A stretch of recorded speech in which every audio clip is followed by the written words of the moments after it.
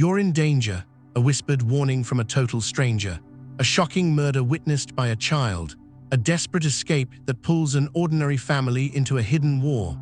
What would you do if your only protector was an outlaw? If you're new here, subscribe and comment your location.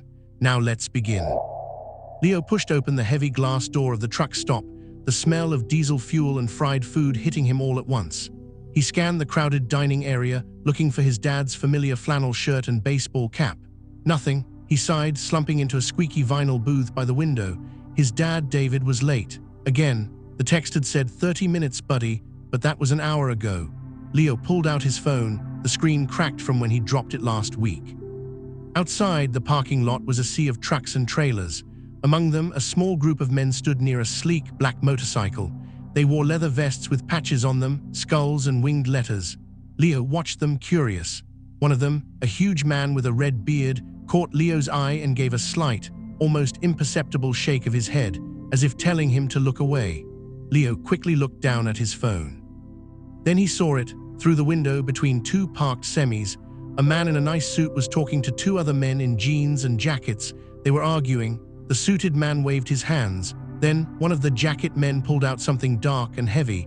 There was no sound from inside, but Leo saw the suited man's body jerk. Once, twice. He folded to the ground like a puppet with its strings cut. Leo froze, his breath caught in his throat. He didn't mean to, but his eyes locked with one of the jacket men. The man's head had snapped up, scanning the building. He'd seen Leo seeing him. The man's eyes were flat and cold. He nudged his partner and pointed straight at Leo's window. Panic, cold and sharp, shot through Leo's veins. He fumbled with his phone, his fingers numb. Call Dad. Call 911. But before he could press a single button, a large shadow fell over his table. It was the big biker with the red beard.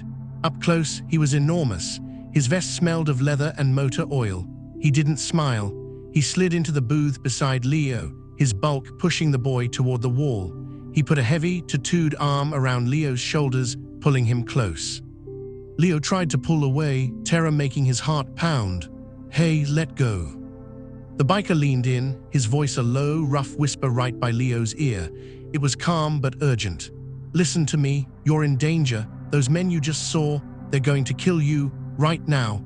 Pretend I'm your dad, do exactly as I say." Leo stared at him, his mind racing. The biker's eyes weren't cold like the killer. They were sharp, alert, and strangely focused on him. The biker's voice suddenly boomed, loud and affectionate, completely different from the whisper. "There you are, you little troublemaker. I've been looking all over for you." He ruffled Leo's hair hard, a grin spreading across his face. It didn't reach his eyes. "Forgot your old man was picking you up here, huh?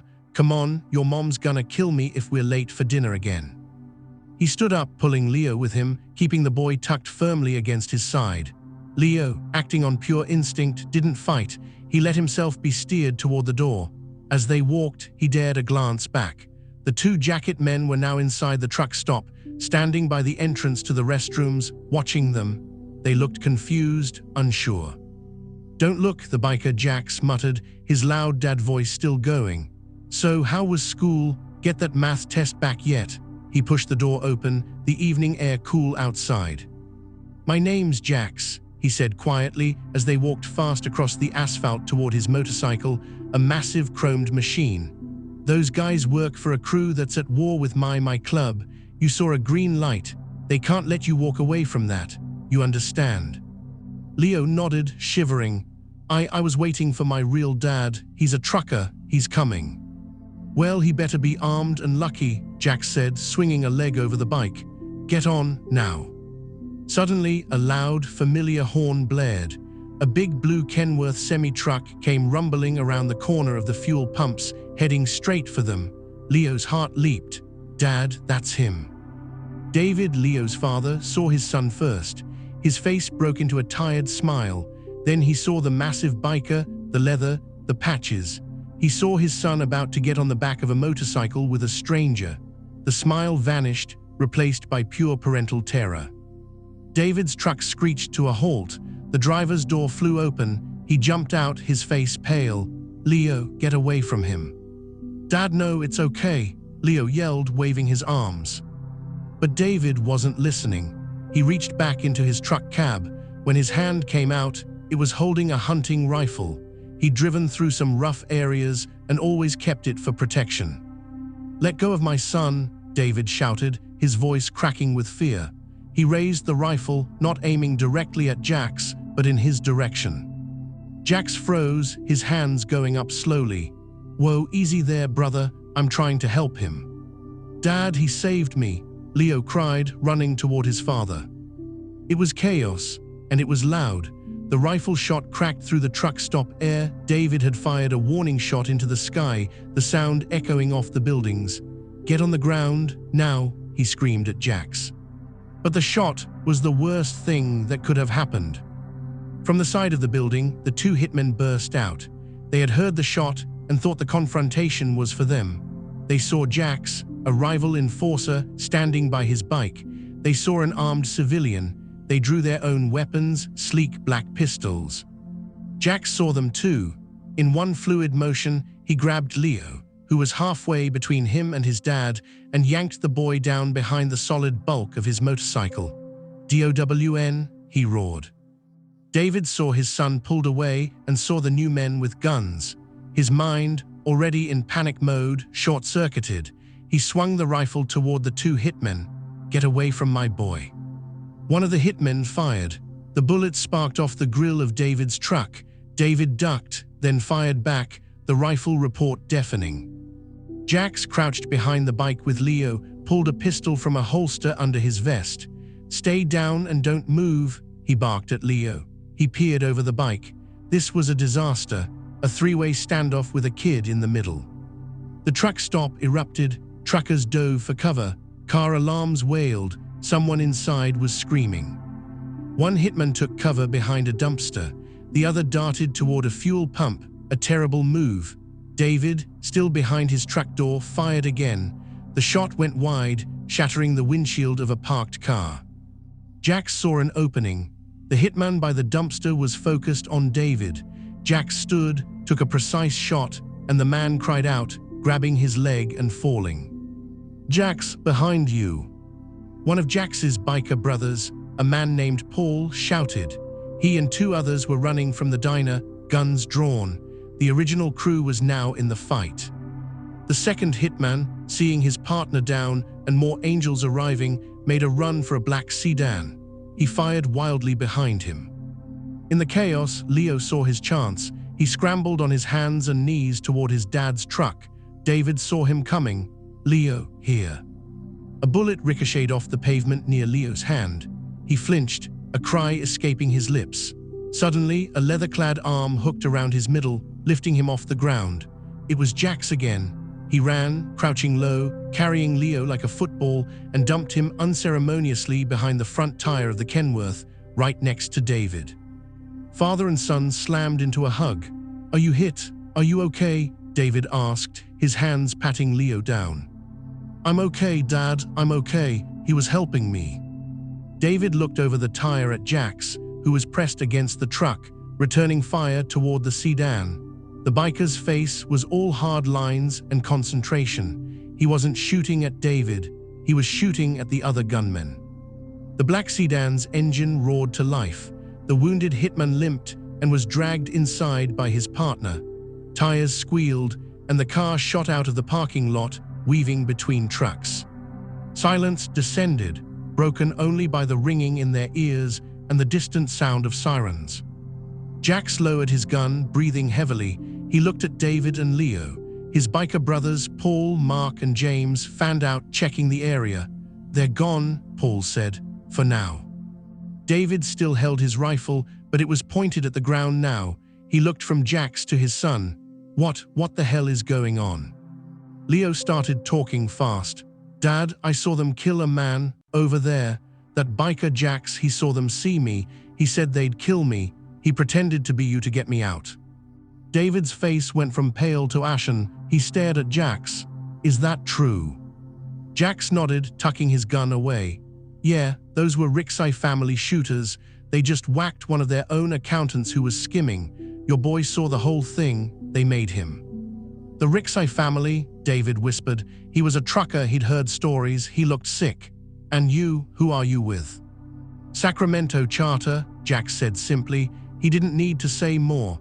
The patches on his vest said it all. He was with the other side of the war. The sirens were getting louder. Police, lots of them. Jax looked at Leo, then at David. You have about 2 minutes before this place is swarming with cops. Your boy is the only eyewitness to a mob hit. The Rixis know who he is. They know his face. The cops will take him in, ask questions, put him in some hotel room with a cop outside the door, and the Rixis will find him. They have people everywhere. What do we do? David asked, the anger gone, replaced by raw fear. You run, Jax said. You take your boy, you get in that big rig, and you disappear. You don't go home, you don't call anyone. You drive and you keep driving. We can't just run forever, David said. You can't stay here, Jax shot back. They will kill him to shut him up. It's what they do. Paul walked over, handing Jax a helmet. We'll stay, talk to the cops. We saw nothing, a random shooting. We don't know the kid. You, he pointed at David, you were never here. Your CB radio logged, your GPS, make it show you were somewhere else today. Can you do that? David, a veteran of the road, nodded slowly. He knew how to make a truck's electronic trail fuzzy. I think so. Jax put the helmet on Leo's head. It was too big, wobbling. Take this. Don't take it off in public. Keep your head down. He looked at David, a silent understanding passing between them. A father's fear recognizing another man's effort to save his child. Thank you, David said, the words thick in his throat. Don't thank me yet, Jax said. Just go now. David shoved Leo toward the passenger side of the truck. Get in, buddy, now. Leo climbed up into the big cab. He looked out the window down at Jax. The big biker gave him a short, sharp nod. As David started the engine and pulled the Kenworth out of the parking lot, weaving around the first arriving police cars, Leo watched Jax and his brothers standing in the middle of the chaos, looking like kings of the asphalt. Then they were gone, lost behind a wall of flashing red and blue lights. The truck merged onto the dark interstate, heading west, away from everything. Inside the cab, it was quiet. The only sound was the hum of the engine and the rush of the wind. Dad, Leo said after a long while, the helmet still on his lap. Yeah, son. What do we do now? David stared at the long, empty road ahead, his knuckles white on the steering wheel. We drive, Leo. We just drive. David drove for hours, his mind racing as fast as the tires on the pavement. He didn't take the usual routes. He got off the interstate and took back roads, country highways that cut through dark fields and sleeping towns. Leo finally fell asleep, the adrenaline crash pulling him under, his head resting against the cold window. They needed a plan. They couldn't just drive in circles forever. As the sun began to bleed light into the eastern sky, David pulled into a 24-hour laundromat in a tiny town no one had ever heard of. It was empty. He shook Leo awake gently. Come on, we need to change how we look. First rule of hiding. They went to a thrift store that opened early for the serious shoppers. With the last of the cash from his emergency road envelope, David bought them both new clothes, plain jeans, different colored t-shirts, and baseball caps. He bought a pair of cheap scissors too. In the laundromat bathroom, under the flickering fluorescent light, David looked at his son. Your hair's got to go, buddy. Leo's hair was his pride, a shaggy mop he was growing out. He looked scared, but he nodded. David did his best, hacking off the length until Leo's hair was short and spiky. He then took the scissors to his own beard, shaving it down to a rough stubble. They looked in the cracked mirror. They looked like different people. Tired, scared, but different. We need new names, David said, as they changed into the new clothes, stuffing their old ones in a trash bin behind the building. If anyone asks, you're Mark, I'm Dan. We're driving to see family in California. Got it? Mark and Dan, Leo repeated, the names feeling strange in his mouth. They got back on the road. David used a burner phone he bought at a truck stop 50 miles later to call his dispatcher. He used his best sick voice. Hey, it's David. Yeah, I caught something nasty. Gonna be out for a week, maybe 2. Family thing. Yeah, sorry. He hung up. It wouldn't hold long, but it was a start. Meanwhile, back at the truck stop, things were simmering. Jax and his brothers had given their statements to the police. Just having a bite to eat, heard gunshots, saw some guys running, didn't see no kid. They were smooth, practiced. The police were skeptical, but had nothing to hold them on. The body of the accountant had been found, but with no witnesses coming forward, the case was cold before it started. But the Rixai family knew. Their sources in the police department told them the official story was thin, and they knew the Hells Angels were involved. Tony Rixai, a mid-level captain with a temper, was furious. A clean hit was now messy, a witness was alive, and rivals were in the mix. He sent a team to Leo's house. It was empty, of course. They tapped phones, found David's trucking company. The dispatcher said David called in sick. Tony Rixai sneered. "They're running, find them." The kid saw Frankie's face. He can't live to ID him. The hunt was on. Days passed for David and Leo. They lived in the truck. They slept at different rest stops every night. They ate fast food, paid in cash. The world became a blur of highway lines and gas station coffee. The fear was a constant passenger. One afternoon, at a quiet rest area in the mountains, Leo was trying to do some schoolwork from a book David had grabbed. He looked up at his father. "Dad, that biker Jax, he didn't have to do that. He could have just looked away." David stared out at the pine trees. "I know, some men, their code is messed up, but it's real. He saw a kid in trouble, his enemy's enemy or something." He sighed. "We owe him, and that's a dangerous thing to owe." The loneliness was getting to them. One evening, at a roadside diner that reminded Leo too much of where it all started, a waitress named Elena took their order. She was in her 40s, with kind eyes and a tired smile. She saw the tension in David's shoulders, the way Leo jumped at the sound of the kitchen door swinging. "Long trip?" she asked, filling their water glasses. "Yeah," David said, offering nothing more.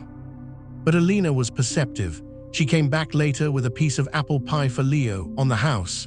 "You look like you could use some sweetness, honey," she said. When David went to pay, she slipped a napkin into his hand with the bill. On it, she'd written, "The back booth, 5 minutes." Wary, David told Leo to wait in the truck. He sat in the back booth. Elena slid in across from him, her apron still on. "You're running," she said softly, not a question. David's guard shot up. "I don't know what you're talking about." "I've seen that look before. My ex, he was mixed up with bad people. We ran for a year, I know the look. The tired eyes, the cash only, the jumping at shadows." She paused. "You need a place to land for a night that isn't your truck, a real shower, a door that locks from the inside." David was torn. It could be a trap, but Elena's eyes held no malice, only a shared understanding of fear. "Why would you help us?" "Because someone helped me once," she said simply. "I have a cabin. It's my brother's hunting place. Empty this time of year. It's 10 miles up the old forestry road, keys under the red flower pot. Don't tell anyone I sent you." It was a risk, but the thought of a real bed, a locked door was too powerful. That night they found the small, dusty cabin. It was heaven. Leo took a long, hot shower. David slept in a real bed for the first time in a week, a chair propped under the doorknob. The break was short-lived. Tony Rixai's men were good. They tracked David's last known fuel purchase using his credit card record before he went cash only. They asked around at nearby stops. A cashier at a mini-mart remembered a boy with a too big baseball cap buying chips. They were closing in. At the same time, Jax was dealing with fallout. The Rixai hit had escalated tensions. His president, a grizzled man named Mercy, called him in. "You saved a civilian. It caused noise. The Rixis are blaming us for interfering." "The kid was a civilian," Jax said, standing firm. "He was a kid." Mercy studied him. "This weakness, Jax, it's not like you." But there was a flicker of something else in Mercy's eyes, an old memory, perhaps of a child not saved. "The Rixai crew is hunting the kid. They find him, they silence him, it's over. But if they don't find him, it makes them look weak. It keeps them busy, looking over their shoulder." A slow smile spread on Mercy's face. It wasn't about saving the boy anymore. It was about strategy. "Find them first," Mercy said. "The father and son, find them and bring them to the clubhouse. We keep them hidden. The Rixis will tear the country apart looking, wasting resources. The boy is now an asset. Jax was sent out with Paul to track David and Leo. They had their own sources, their own network of eyes on the road. They heard about a trucker asking about backroad routes, paying in cash. They heard about a kind waitress in a mountain diner who helped people in trouble. It was a race. The storm came on the third night at the cabin. Rain hammered the roof. David was jolted awake not by thunder, but by the sound of a car engine moving slow on the gravel road. He peered out the window. Two sedans, lights off, were crawling toward the cabin. "Leo, now," he hissed, shaking his son awake. "They found us." They scrambled out the back door just as car doors slammed out front. They ran into the wet, black woods, wearing only their t-shirts and jeans. The rain was cold and heavy, soaking them in seconds. They could hear men shouting behind them, flashlights cutting through the trees. They ran blindly, tripping over roots, slipping on mud. Leo was crying, breath sobbing in his chest. David pulled him along, his own heart hammering against his ribs. A flashlight beam swept over them. A shout, there in the trees. A gunshot rang out, splintering a branch above David's head. They were sitting ducks. Suddenly, a new sound cut through the rain, the deep, thunderous roar of Harley-Davidson motorcycles. Two of them. They skidded to a halt on the forestry road, headlights blinding, pointing straight at the Rixai men. Jax and Paul jumped off their bikes, taking cover behind them, guns drawn. "Evening, gentlemen," Jax yelled over the rain, looking for someone. Confusion seized the Rixai crew. This was not part of the plan. A furious gunfight erupted in the rainy forest, muzzle flashes lighting up the pines, the roar of bikes and shouts and gunshots mixing with the storm. David dragged Leo behind a thick fallen log. "Stay down, stay here," he peered over the log. He saw Jax, a giant silhouette in the headlight glare, firing with calm precision. He saw one of the Rixai men fall. But another Rixai shooter had circled wide. He came up from the side, his pistol aimed not at the bikers, but into the woods, right at David and Leo's hiding spot. David saw him too late. He threw himself over Leo.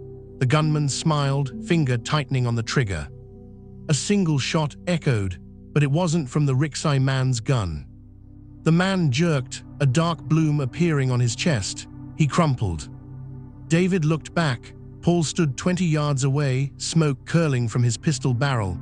He gave a sharp nod. The remaining Rixai men, outgunned and outmaneuvered, retreated to their cars and sped off into the night, leaving one of their own behind in the mud. The sudden silence was broken only by the rain and the idle rumble of the bikes. Jax walked toward the log, his boots squelching in the mud. He looked at David and Leo, soaked and shivering. "You two okay?" David could only nod, clutching Leo close. "You can't do this alone," Jax said, his voice flat. "They'll just keep coming. They have resources you don't." "What choice do we have?" David shouted, the fear turning to anger. "You come with us," Jax said. And so they did. They left the truck hidden in the woods. Leo climbed on the back of Jax's bike, David on Paul's. They rode through the rest of the night, a strange, leather-clad convoy to a fortified clubhouse on the edge of a desert town. It was a world Leo had only seen in movies, men with hard eyes and loud laughs, women with sharp smiles like Stella and Jessica, who didn't ask questions but brought them dry clothes and hot food. It was scary, but it was safe. The walls were high, and the men guarding them were very, very good at violence. Days turned into weeks. Leo and David lived in a small back room. The club treated them like a strange, temporary pet project. Leo, curious and resilient, started to adapt. He helped James, the club's mechanic, tidy tools. He listened to Mark's stories about the road. There was a dark comedy to it, a 13-year-old boy getting life lessons from outlaws. One night, Jax found Leo on the back porch, looking at the stars. "You holding up, kid?" "It's weird," Leo said. "I should be in school, I miss my friends. But here, I don't know. I'm not scared all the time here." Jax grunted. "Sometimes safety ain't pretty." He paused. "Your dad's a good man. He'd do anything for you, remember that." "You don't have kids?" Leo asked. Jax was silent for a long time. "No, chose this life instead, it doesn't mix." But there was a regret in his voice, a ghost of a different path. David, meanwhile, formed a tense but respectful bond with Mercy, the president. Mercy was shrewd. He saw David's skill with logistics, his knowledge of the country's back roads. David, in turn, saw that for all their brutality, the club had a strict, twisted honor. They protected their own, and for now, he and Leo were under that protection. The chemistry was there in unexpected places. David found himself talking to Rita, a woman who was with one of the older members. She was smart, with a quiet strength. Their conversations over coffee were just talk, but they were a lifeline to normalcy, charged with a mutual understanding of being trapped in a world they didn't choose. It was a connection, human and warm, in the middle of the cold fortress. The Rixes hadn't given up. Their war with the Angels was heating up. They knew the boy was inside the clubhouse. A full-scale assault was too risky, but they plotted. They bribed a county deputy to cause trouble, to stage a raid on the clubhouse for noise complaints, hoping to snatch Leo in the chaos. Mercy got wind of it. It was time to end it. He devised a plan. They would use David's truck. They would make it look like the boy and his father had been spotted fleeing to Mexico. It was a decoy. Paul and another brother, a quiet man named Daniel, would drive the Kenworth on a very public, very loud dash for the border, drawing the Rixey's attention. While that happened, Jax would take David and Leo the other way to a remote airstrip. Mercy had a contact, a private pilot who asked no questions. They would be flown to a safe house in Canada where new identities were waiting. The club had a lawyer who could make things happen for a price. The night of the move was thick with tension. Leo hugged a reluctant Stella goodbye. David shook Mercy's hand. "I don't know how to repay you." "You being gone is repayment," Mercy said, but he squeezed David's shoulder. "Keep your boy safe." Jax, David, and Leo rode in a nondescript van, driven by Jessica, who knew every back road. They watched from a hill as miles away, Paul made a big show with David's truck, drawing police and they hoped Rixey eyes. They made it to the airstrip. A small plane waited, its engine already whining. This was it, freedom. As they walked toward the plane, Jax stopped. He looked at Leo. He did something he never did. He took off the small, woven leather bracelet from his wrist, a token from a long-ago ride. He put it in Leo's hand. "For luck," he said, his voice rough. "Don't ever tell anyone where you got it." Leo nodded, tears in his eyes. "Thank you." David offered his hand to Jax. Jax looked at it, then took it in a firm grip. No words were needed. A trucker and a Hell's Angel, bound forever by a single moment at a truck stop. They boarded the plane. As it taxied down the runway, Leo looked out the window. Jax stood alone under the single hangar light, a giant silhouette getting smaller and smaller until he was just a speck, and then gone. The plane lifted into the night sky. Below, the world of warring empires and leather and gunfire faded away. Ahead was a new life, a new name, a quiet street in a cold town where no one knew their story. Leo clutched the leather bracelet in his fist. He thought of the whispered warning, the chaos, the fear, and the strange, brutal men who had become their unlikely guardians. He looked at his father, who was staring ahead, a mix of grief and hope on his face. They were safe, they were together, and what happened next would be their own story. David and Leo, safely escaping on the plane to a new life in Canada, leaving the world of the Hells Angels and the Rixey family behind. Their journey from the terrifying moment at the truck stop to finding unlikely protectors and finally securing their freedom is complete. The final image is of them together, looking toward an uncertain but hopeful future, with Leo holding Jax's bracelet as a token of their wild, dangerous, and ultimately life-saving encounter. Thank you for watching. Would your dad have fought a biker gang to save you? Comment yes, if you believe he would. Don't forget to subscribe and hit the bell for more real-life stories of survival and unexpected heroes. Let us know where you're watching from.